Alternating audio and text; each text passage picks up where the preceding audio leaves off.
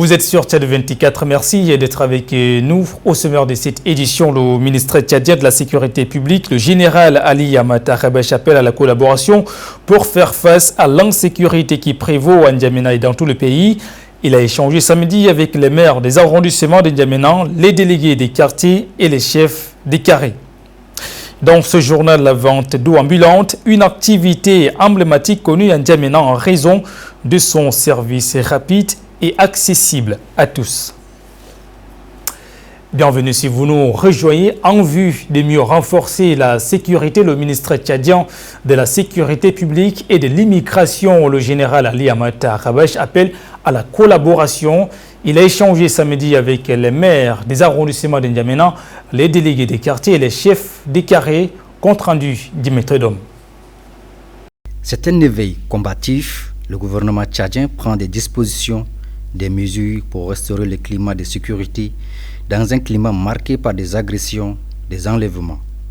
Samedi, lors d'une rencontre en N'Djamena, où les maires des 10 arrondissements, les délégués des quartiers et les chefs des carrés étaient présents, le ministre de la Sécurité publique et de l'immigration, le général Ali Amata Khabache, a appelé à la conjugaison d'efforts pour préserver les vies de ses concitoyens.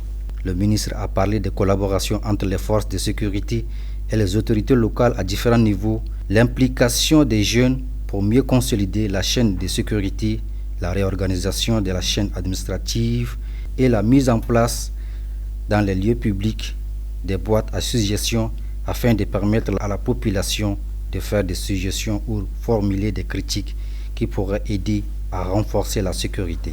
Le secrétaire d'État chargé de la décentralisation, Ahmad Oumar Ahmad, et la déléguée générale du gouvernement auprès de la ville de N'Djamena, Amina Kodiana, ont joint leur voix à celle du ministre de la Sécurité, soulignant la nécessité de redynamiser les structures locales pour asseoir des stratégies permettant de répondre aux attentes des populations et du gouvernement. Le parti Union pour la démocratie, le développement et la justice au Tchad réagit une semaine après la publication provisoire des élections législatives par l'Agence nationale de gestion des élections, ANGE. Le parti avait présenté son candidat aux législatives dans le département de la Moula, province du Moinchari, où les suffrages exprimés étaient de son côté, estime en tout cas le président du parti, Moyalbay Djordi. Le parti UDJT a présenté son candidat pour les élections législatives dans le département de Moula, où il a gagné 10 139 voix, soit 42,71% de suffrages exprimés, suivi de MPS qui dispose 6 518 voix, soit 27,46% de suffrages exprimés. Résultat rendu, même public, après dépouillement des procès-verbaux, des bureaux de vote validés par l'ANGE départemental et provincial du Moinchari, au vu et au su des agents de renseignement, les différents chefs de mission, toutes les autorités, et cela n'est plus un secret car les copies des procès-verbaux disponibles en témoignent largement. Surprise est que le 11 premier mois 2024, l'ANGE central a publié un résultat très honteux et très grave qui ne reflète pas la vérité des urnes, en attribuant ainsi, je m'excuse, la victoire au parti PST qui n'a que 363 voix, soit un pourcentage de 1,52% de suffrages exprimés, après le dépouillement des procès-verbaux de vote à Dembo. Nous souhaiterions vivement que son Excellence le Maréchal, président de la République, chef de l'État, Mamad Idriss Déby Itno, s'investisse personnellement pour remettre à l'UDJT son siège arraché en vue de restaurer sa confiance avec la population, car cette victoire est le fruit du travail abattu, village par village, par tous les fils du département, soucieux du développement de leur contrée. Nous sollicitons au chef de l'État de se renseigner davantage, car tout moula a le moral bas face à ce résultat fabriqué de toutes pièces qui ne respecte pas sa vision politique. Plusieurs années déjà, leur situation sociale demeure moins reluisante. Ce sont des Tchadiens installés sur un site à Ndiari, en quartier du 18e arrondissement de N'Djamena, sous des conditions instables et sans appui, exclus des programmes et plans de développement nationaux. C'est un reportage de Barka Larsou. C'est dans ces tentes faites de pailles et de tôles rouillées que se logent des retournés qui vivaient à l'extérieur. Ces Tchadiens et Tchadiens ont fui des situations naturelles, sociales et hostiles pour venir créer un amour à Djari, différent des autres quartiers de Djamena. C'est sur ces sites de réserve de l'État qu'ils ont trouvé refuge. Ils habitent ces coins rétrécis il y a plusieurs années, exposés aux situations climatiques et saisonnières que rencontre le pays. Dans ces ghettos, ce n'est pas simplement une question d'habitation, mais aussi un manque sérieux de produits de première nécessité. Selon cette femme, c'est grâce aux efforts des enfants qu'ils arrivent à survivre. Nous souffrons, nous sommes abandonnés, nous sommes sans abri, nous n'avons pas de quoi se nourrir, nous n'avons des orphelins avec nous. Je remercie le maréchal Mohamed Idriss Déby Itno et les parents du village pour leur aide. Avec la cherté de la vie, si nous survivons encore ici, c'est grâce aux efforts de nos enfants qui jusqu'ici nous trouvent de quoi manger et boire. Nous lançons un appel aux autorités ainsi qu'aux personnes de bonne volonté de nous venir en aide à trouver un abri. Nous n'avons pas des moyens nécessaires pour s'acquérir un toit adéquat, pas des moyens pour louer une maison de 20 000 ou 25 000 et de peur d'être expulsés par les bailleurs, nous nous retrouvons ici. Nous n'avons rien d'autre à nous dire. Si joindre le bout constitue un combat quotidien, cet homme garde espoir, mais appelle à l'aide. Chez nous ici, il y a trop d'eau. Nous sommes là seulement. Pas de solution. Il n'y a pas de choix. Nous sommes obligés de se déplacer au fur et à mesure. Rien de plus. Nous demandons au gouvernement de nous aider, que ce soit avec des moustiquaires, des bâches et de la nourriture. Cependant, jugés comme n'étant pas des sinistrés ni des réfugiés, l'aide survole leur toit et les regards demeurent ainsi détournés. La vente d'eau ambulante est une activité emblématique connue à N'Djamena en raison de son service rapide et accessible à tous. Les vendeurs avec leurs poupous arpentent les rues, ils voient une concurrence. Et quant à l'augmentation des infrastructures modernes, les supermarchés, Adoum Prime Kamis a rencontré quelques-uns.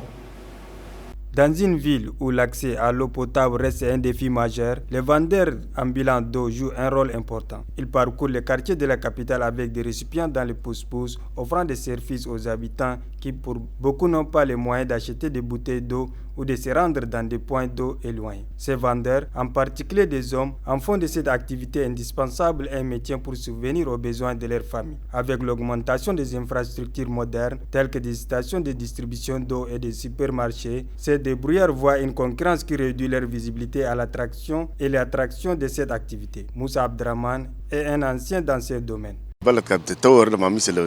Lorsqu'un pays se développe, ce processus est inévitable. Petit à petit, ces problèmes s'atténuent et peut-être nous pourrons également nous consacrer à d'autres priorités. Cette activité doit être défendue, soutient Moussa qui, selon lui, les vendeurs d'eau ambulants garantissent les conduites d'hygiène. Il est important de noter qu'auparavant, des bidons en métal provoquaient la rouille, ce qui altérait la couleur de l'eau en la rendant rouge. Cependant, avec le temps et des changements éventuels, cette situation pourrait également évoluer de manière significative, si Dieu le veut. Pour ces personnes, pas question de croiser les bras, alors elles restent déterminées à poursuivre leur activité, luttant pour sa survie contre les mauvaises appréhensions. Au Cameroun, le commerce de la banane plancton est une activité fructueuse. Cependant, avec le début de la saison sèche, les commerçantes de cette denrée font face à des difficultés. Joël Gaudjier-Madan, notre correspondant. Le Cameroun, premier producteur africain de bananes plantain, avec plus de 5,4 millions de tonnes par an, est localement plombé par la commercialisation de cette denrée en saison sèche. Bien que, en abondance en période sèche, sa conservation donne du fil à tordre aux revendeuses. Et quand il fait chaud, le plantain mûrit vite. Et comme il n'y a pas le marché là, bon, il y a parfois tu refuses de récupérer les 1000 francs là, finalement tu vas même faire cadeau. Parce que quand ça serait déjà beaucoup mieux que de jeter Je préfère te donner, tu achètes un, je te fais cadeau de 2 ou 3 pour qu'on parte, les enfants partent manger. Au-delà de précipiter le plantain à mûrir, la chaleur ne laisse pas les commerçantes qui peinent à se faire des chiffres. Les clientes se plaignent aussi. Ils se plaignent, non? C'est cher. Ils disent que c'est cher. C'est cher. Ils se plaignent, mais on va faire comment? Nous-mêmes aussi, on prend cher. Donc, à tous les niveaux, c'est difficile. Avant, c'était abordable, mais depuis ces derniers temps, c'est plus cher. C'est difficile. Quand tu arrives au marché, le plantain que tu pouvais, les régimes que on pouvait nous laisser avant à 1000 francs, 1500, c'est désormais à 2000, 2500. Pour trouver solution à cette période rude, les commerçantes du marché barrière de la ville de Yaoundé appellent à l'aide au gouvernement. Donc si l'État peut nous aider à arranger les routes de la brousse, c'est que le transport va nous coûter moins cher. Vous voyez comment nous sommes là, vous voyez? Nous sommes à l'air libre, c'est pas facile avec la saison sèche qui arrive même déjà. Il y a le soleil qui nous brûle là. Donc nous on a besoin vraiment des hangars encore, même pour le plantain. On va pas dire que le plantain, vous voyez, ça sèche. Quand c'est exposé comme ça sèche, ça devient noir. Par contre, s'il y avait un hangar, le plantain on pourrait même le conserver même encore une semaine. Alors que les fêtes de fin d'année pointent déjà à l'horizon, il urge de construire un abri pour ces dames. Cela facilitera la conservation et aidera le pays qui vise à produire 7,5 millions de tonnes à court terme et 10 millions de tonnes d'ici 2030. Ce n'est pas du nouveau. À quelques jours des examens de la session normale à l'université de Ngaoundéré, les étudiants sont collés au cahier et au tableau. Aucun ne voudrait lâcher prise avant la ligne d'arrivée. Au reportage à Ngaoundéré, Alalim Moussa Mamata. L'université d'Ngaoundéré vibre au rythme des préparatifs des examens de la session normale qui se pointe à l'horizon. Les étudiants multiplient leurs efforts afin d'affronter cette compétition, chacun à sa méthode. Si certains préfèrent la synthèse des polycopies pour mieux restituer leurs connaissances, d'autres préfèrent une lecture intégrale. Dans un élan collectif, ils se mobilisent pour maximiser leurs chances de réussite. Des endroits sûrs de lecture connus par les étudiants, Golgotha et Jérusalem, ainsi que d'autres espaces sur le campus respirent la sérénité. C'est là que les étudiants assimilent les cours dispensés dans les amphithéâtres ou les blocs de salles. Contrairement à la méthode qui précède, d'autres préfèrent explorer les anciennes épreuves dans l'espoir d'identifier les sujets requis et de condenser leurs cours pour mieux les maîtriser. Ma manière d'étudier est souvent de consulter les anciennes épreuves pour faire une meilleure restitution lors des examens en fait. Quels sont les questionnaires qui sont souvent ramenés par les enseignants lors des examens? Pour une autre catégorie, collabore avec les aînés ou s'inscrit au cours des répétitions, communément appelées ACC. Reste une stratégie d'apprentissage essentielle et c'est le cas de certains à la faculté des sciences économiques et gestion. La motivation y est je préfère dormir à Golgotha que d'aller souffrir au Barbia, affirme Abderrahman Moussa Abderrahim, une déclaration qui illustre l'attachement et la détermination des étudiants face à cette période intensive.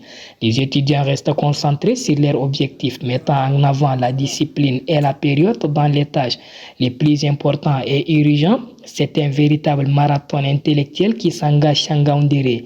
SN ou rien, telle est la devise de Moufta, étudiant en communication et ses amis engagent pour un but bien déterminé.